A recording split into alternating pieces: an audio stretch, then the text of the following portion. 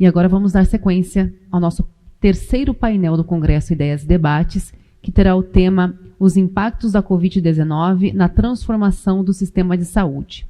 A primeira palestra será da doutora Rosana Gravena, vice-prefeita e secretária da Saúde do município de Jacareí, que abordará em sua palestra o tema A importância do SUS e da saúde suplementar na pandemia. Doutora Rosana Gravena é médica formada pela Unital, com especialização em saúde pública pela USP e em serviços de saúde. Cursou o curso de extensão em doenças infectocontagiosas pelo Hospital Emílio Ribas. Convidada para o cargo de secretária de saúde da cidade de Jacareí, atuou na função nos anos de 1997 e 1998, trabalhou como presidente do Congresso Médico Universitário na Unital, foi diretora regional de saúde, atuou como superintendente na Unimed São José dos Campos de 1999 a 2002, exerceu a função de médica no Serviço Público de Jacareí e, em 2017, foi nomeada secretária de saúde e permaneceu até 2020. Atualmente é vice-prefeita e continua ocupando o cargo da Secretaria de Saúde.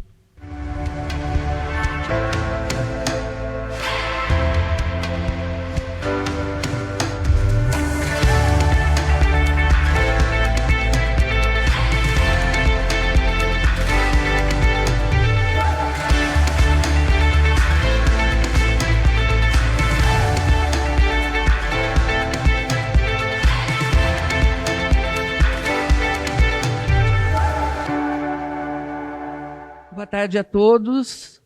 Queria, em primeiro lugar, agradecer o Clemente e o Rodrigo pelo convite e a oportunidade.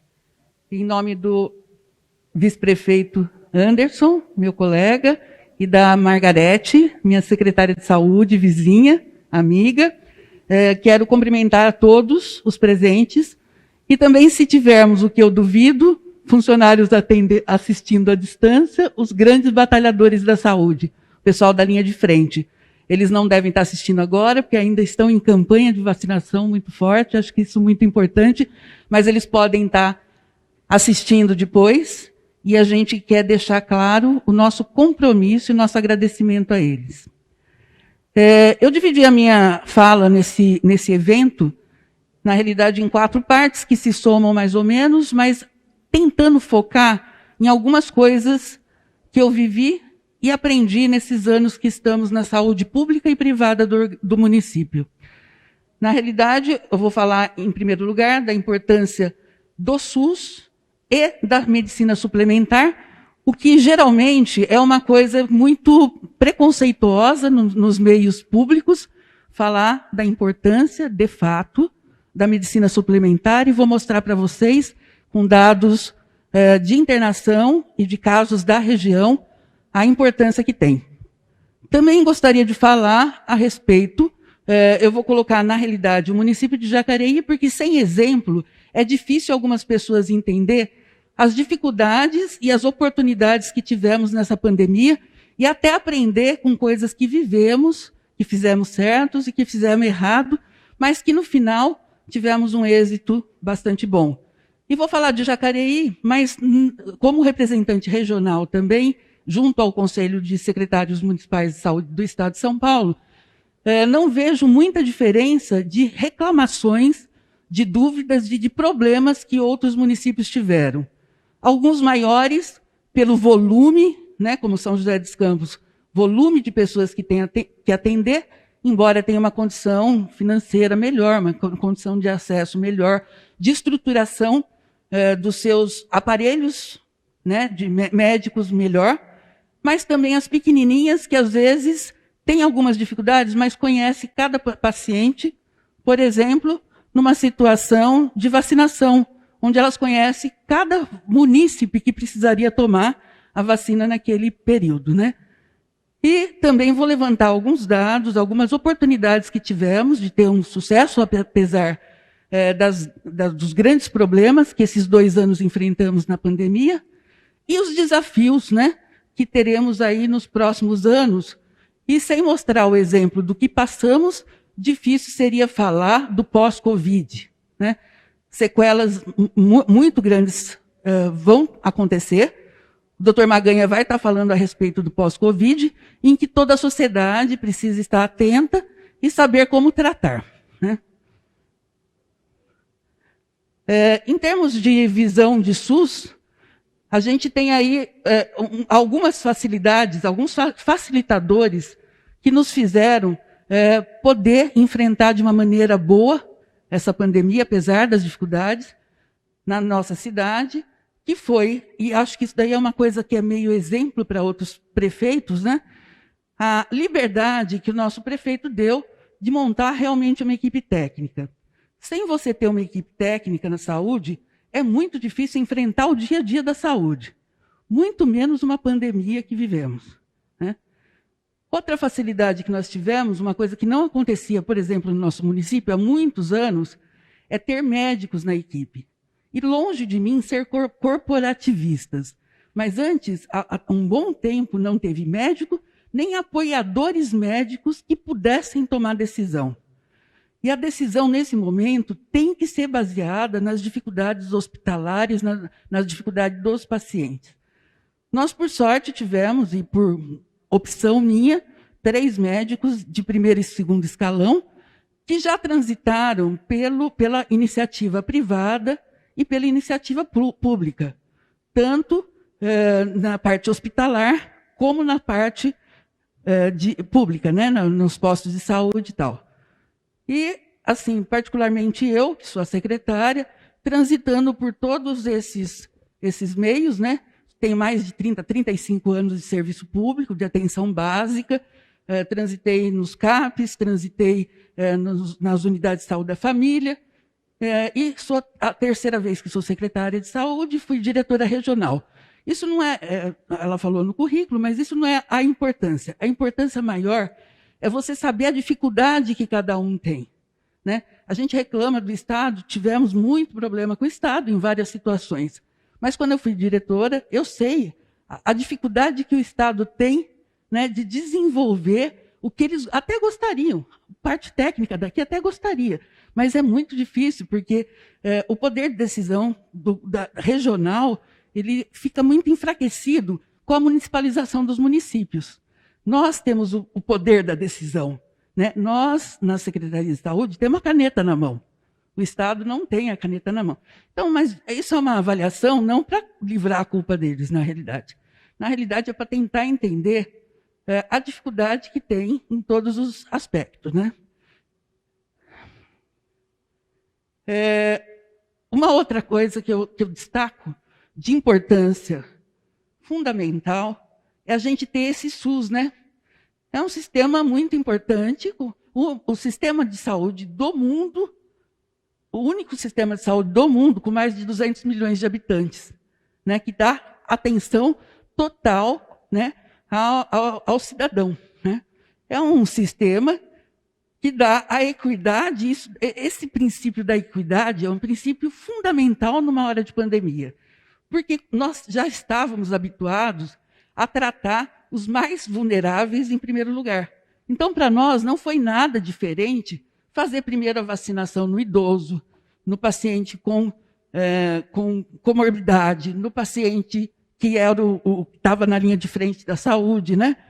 E não foi nada difícil para nós cumprir o princípio da universalidade. Todos têm direito, né? E nunca o SUS foi tão forte. Nunca o SUS, todos precisaram do SUS, né? Do juiz, do promotor de direito, do delegado, todo mundo tomou a vacina igual todo mundo. E o SUS, hoje em dia, fortaleceu de uma certa maneira com isso, né? Outro princípio é da integralidade, né? Em que todas as pessoas têm direito a ser vista como um todo. Na realidade, você não pode pensar só em pandemia. Você tem obrigação de tratar a pessoa como um todo. Então, essa pessoa é uma pessoa que continua hipertensa, continua cardiopata, continua diabética, e ela precisa ser vista dessa maneira. Aí, os desafios, né? Nós fizemos uma linha do tempo dos desafios que nós passamos. E foram vários, né? Nós começamos a elencá-los, e conseguimos chegar no número 7. 7 desafios que a gente vai relatar. E eu não sou nenhuma esotérica, mas fui ver o que significa o número 7, né, cabalisticamente. É o da inteligência e o da reflexão. Né? Então, nós tivemos que ser inteligentes para enfrentar a pandemia e temos que refletir por que passamos por ela e o que vamos fazer daqui para frente. Ele também fala que a espiritualidade está acima da matéria. Quanta gente hoje em dia falou e pensou, nós não somos nada, eu posso morrer igual a qualquer um. Para que eu estou acumulando? Né? Houve uma mudança na cabeça de muitas pessoas. Quando o meu assessor achou essa figura, eu achei muito interessante. Eu trato como primeiro desafio a gente, na saúde pública, apertadinho, sofrendo, com dificuldade, mas dentro do aquário, respirando, né? Um tropeçando um no outro, mas o que tinha ali não era suficiente para enfrentar o Covid. O que tinha ali não poderia ficar ali. E a gente tinha que ser rápido e assertivo. Então a gente tinha que pular fora da caixinha, fora do ambiente de sossego da gente, mas acertar o outro aquário. A gente não tinha tempo para errar. Né? Nesse sentido, nós tivemos que fazer uma grande reestruturação de todos os serviços. Né?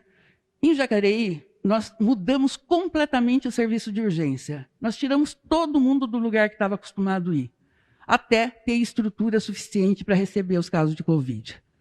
O único hospital, o único UPA grande do centro da cidade, um UPA que atende 22 mil pessoas por mês, ficou para atendimento de casos de respiratórios, tanto de adulto como criança.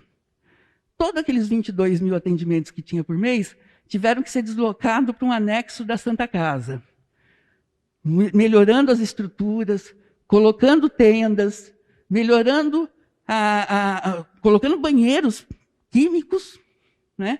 Mas era um lugar em que tinha oxigênio, em que as pessoas podiam estar de uma maneira segura e confiável.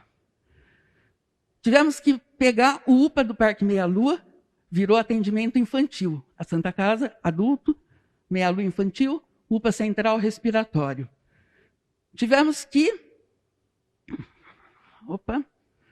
mudar a estrutura das UTIs. Vou falar mais para frente, a Santa Casa era uma Santa Casa de 100% de ocupação, né? Tá aí a nossa superintendente, a Elisete, e uma UTI, foi falado aqui inclusive pelo secretário Jean, que era vergonhoso o número de UTIs que nós tínhamos no estado de São Paulo, o estado mais rico do Brasil, com menos da metade da necessidade de UTIs.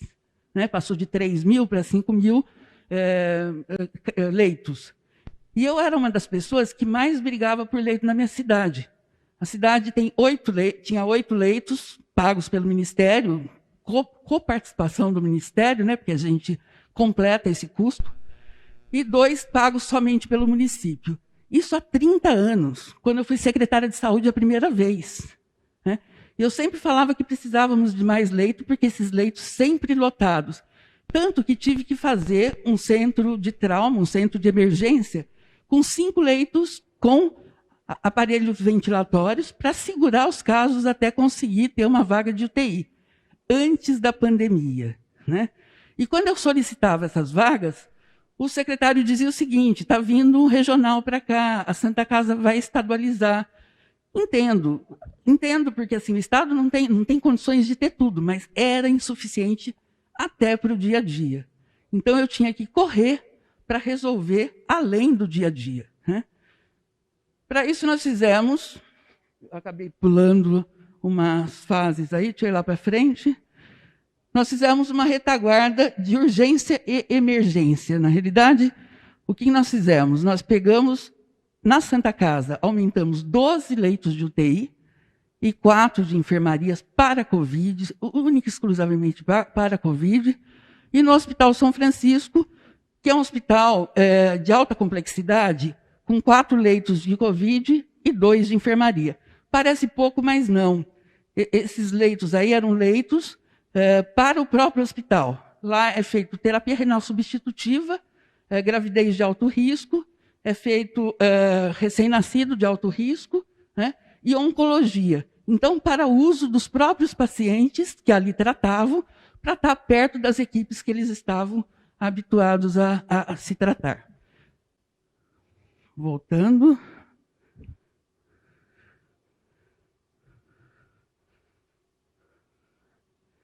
A volta não funciona. Voltou.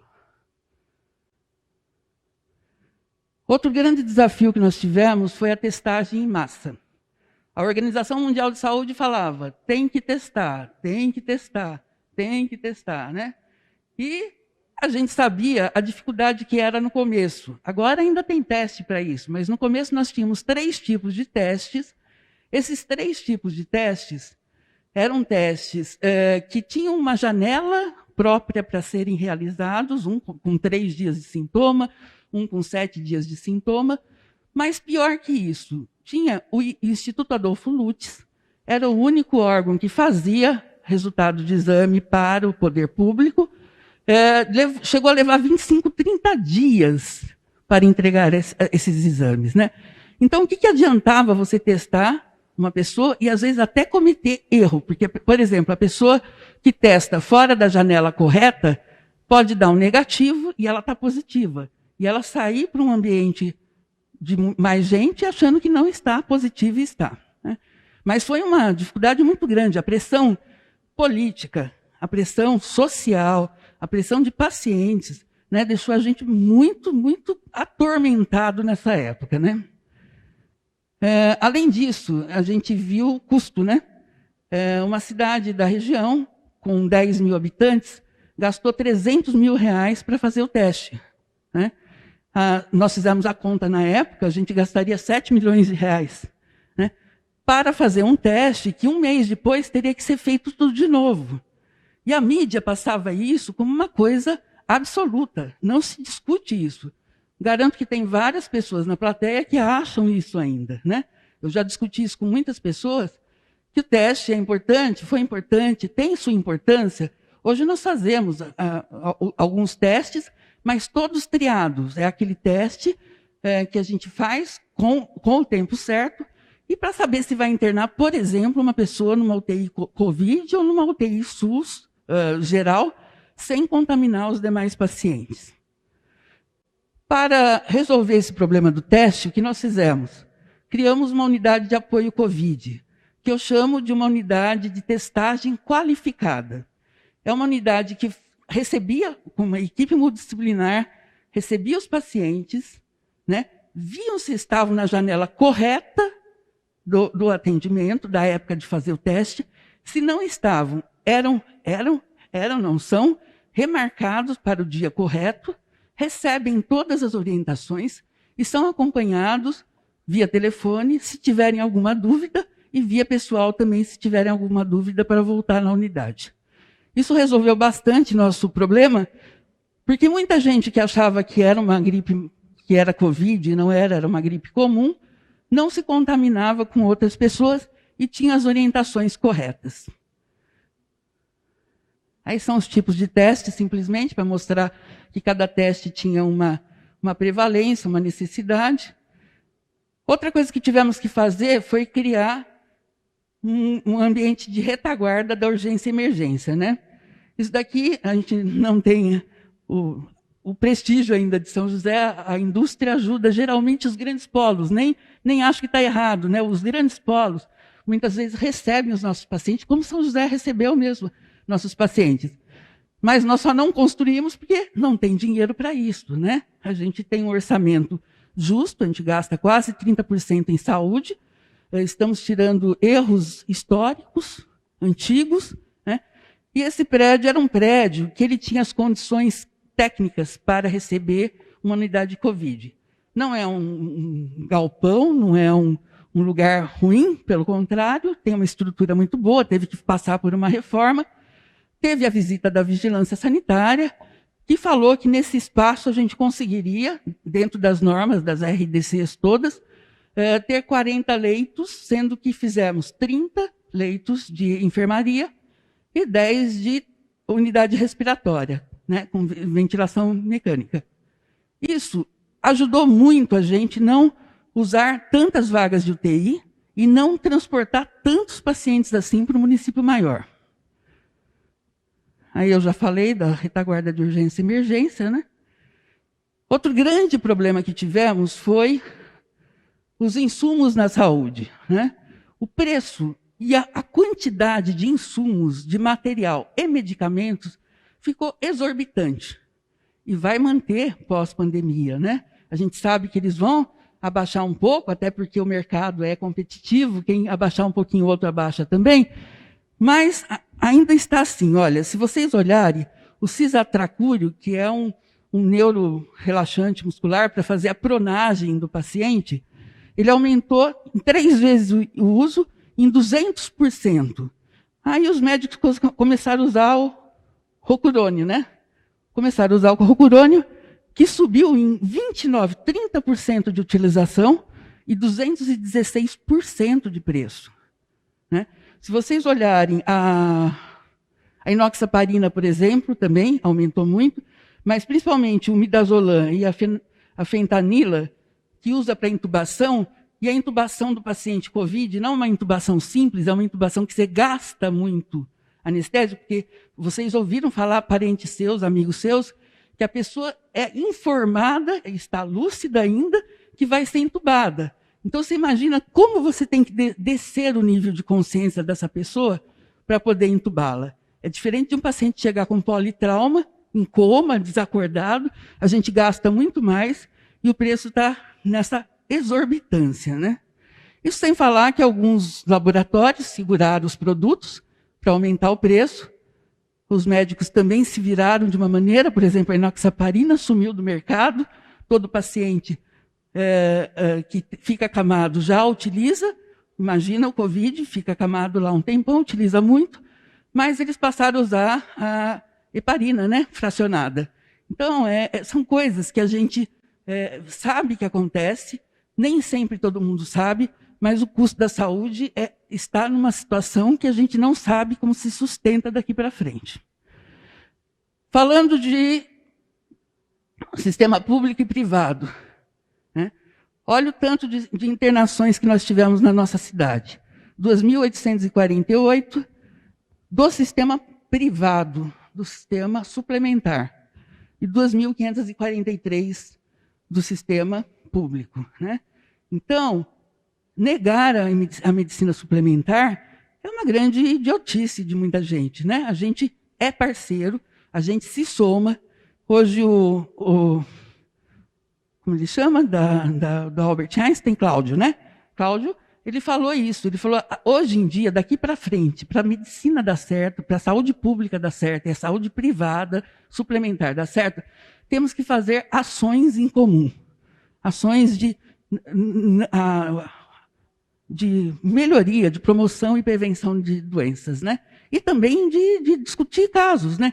Por que o paciente do convênio, eu fui superintendente da Unimed, eu sei disso, bate o pé e quer uma ressonância, se não precisa, por que fazer?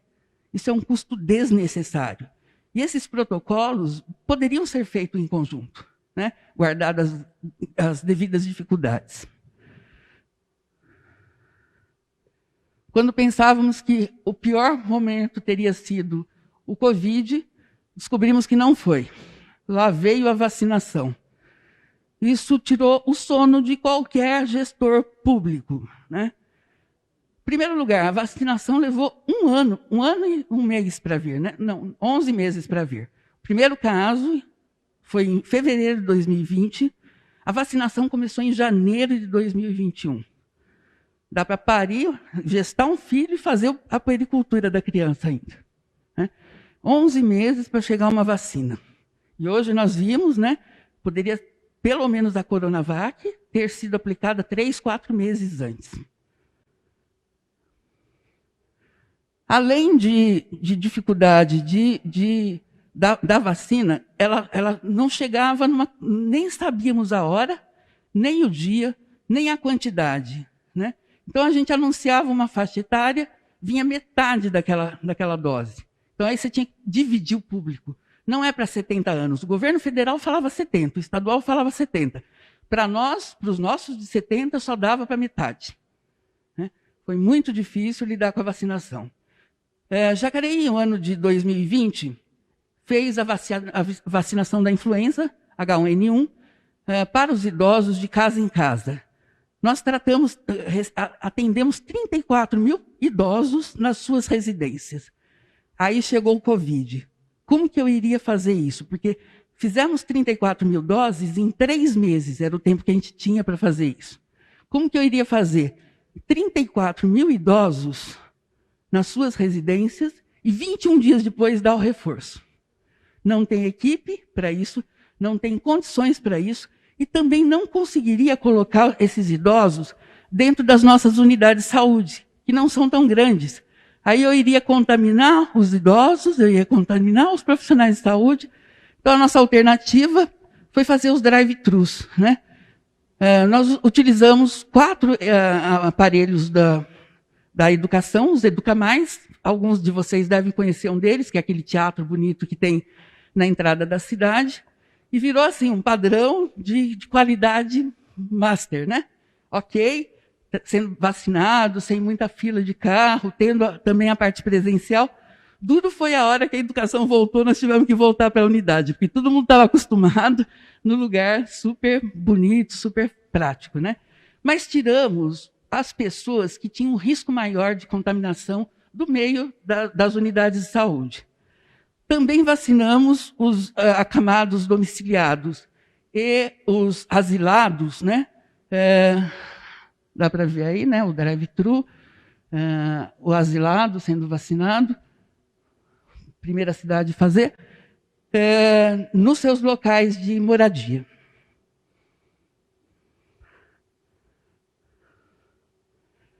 Bom, vamos retomar a cuidar da saúde, né?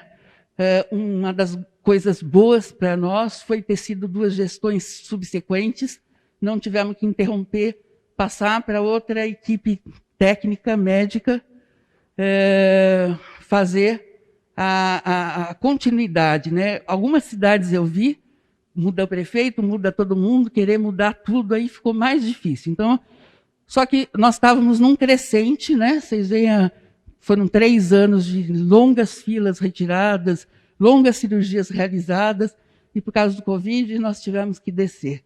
Agora temos que subir essa escada de novo, é o nosso desafio pós-Covid, se é que pode ser chamado pós-Covid, nós vamos conviver com o Covid para sempre, né? Como já foi falado hoje, mas temos que retomar os nossos cuidados, nossa linha. Mas retomar como, né? Retomar como? Com esse financiamento. Olha o que eu gastei. 2020, eu recebi do governo federal 25 milhões, do estadual 2,5 milhões, e tivemos que colocar 1,5 milhão ainda, né? 2021, 19 milhões do cofre público municipal. Eu estou tirando 20 milhões da saúde pública do meu município para bancar o Covid. 20 milhões, para vocês terem uma ideia, eu ganhei de um deputado estadual, recentemente, uma emenda de 300 mil. Eu vou fazer este mês um mutirão de 250 cirurgias. O que eu não faria com 17 milhões? E o que eu vou deixar de fazer sem os 17 milhões? Né? A saúde pública corre um risco enorme, né? E eu acho que a gente tem que dar as mãos aí, porque também a saúde suplementar não vive sem a saúde pública, né? Eu acho que é uma coisa do brasileiro ter que lutar para ter esse dinheiro, vai ter que vir de algum lugar, porque senão não sobrevive. Então, além dos cuidados biológicos aí, como será o mundo de amanhã? A gente pergunta, né? Eu não tenho dúvidas que mudou. Tudo mudou. A gente tem que repensar muita coisa. Eu acho que a gente não deixou de atender nenhum paciente nesses 2 anos. Pelo contrário, nós aumentamos até, por exemplo, na especialidade, o número de consultas, com todos os cuidados, com protocolos, né? O doutor Maganha sabe disso, está lá com a gente. Atendemos com telemedicina, mas temos que evoluir muito nisso, né? Daqui para frente, temos que pensar no mundo digital, sim. Temos que pensar na evolução, não só pensar no médico querendo atender direto, mas eu acho que tem que pensar em fazer um caminho em que a gente aproveite muito mais os recursos que temos e que o paciente também tenha um atendimento mais personalizado. Os desafios são muitos, né? Mas nós passamos por tudo isso com muita força, com muita fé, com muita garra, municípios grandes, pequenos, médios, numa luta sem fim, né? Nos tornamos mais fortes, eu entendo, mais resistentes, mais resilientes. Eu acho que a luta não continua muito firme e eu e minha equipe deixamos uma frase que acho que representa bem isto, né? Para quem é gestor público, sabe o que nós passamos. Então, deixo Confúcio, né? Me contaram e eu esqueci. Vi e entendi. Fiz e aprendi. Muito obrigada a todos.